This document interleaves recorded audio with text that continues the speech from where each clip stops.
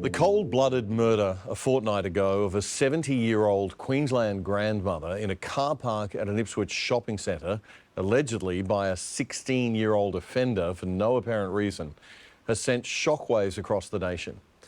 Why was this one so chilling? Because it reflects the absolute disregard for human life and sense of complete impunity of young offenders. We've spent so much time trying to rehabilitate kids and avoiding detention that we're neglecting rule number one of good government and good policing.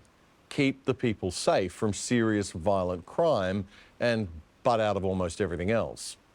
That must override any good deeds we might want to do or sympathies that we might have for kids who offend.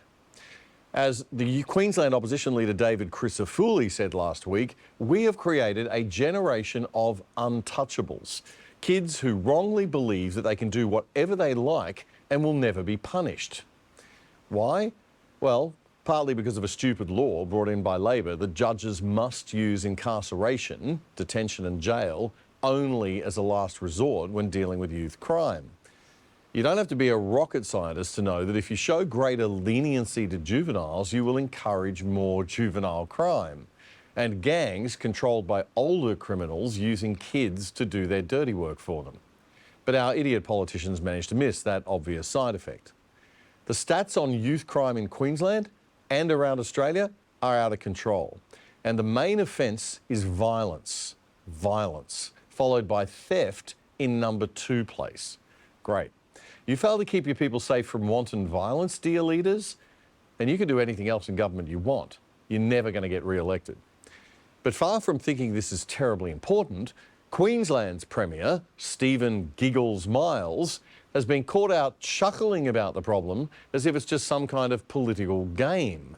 This was his response to a serious and important question from Sky News Queensland Chief Reporter Adam Walters this week. To the Queensland Media Club would have been noted by more than a few, including the people of those communities. Premier, I'm sure you can see the last 2 summers have been bookended by the murders of young mother Emma Lovell and just 3 days ago grandmother Violene White.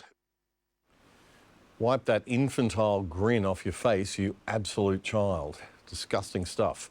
Then this, again, in Parliament just a few days ago in response to a serious question from Queensland LNP opposition leader David Crisafulli. Will the Premier support the LNP and victims and open courtrooms today? I call the Premier. Well, I'd love to know what's so damn funny. This is the calibre of our nation's leaders. He's the Premier of our 3rd biggest state. What is happening to this country?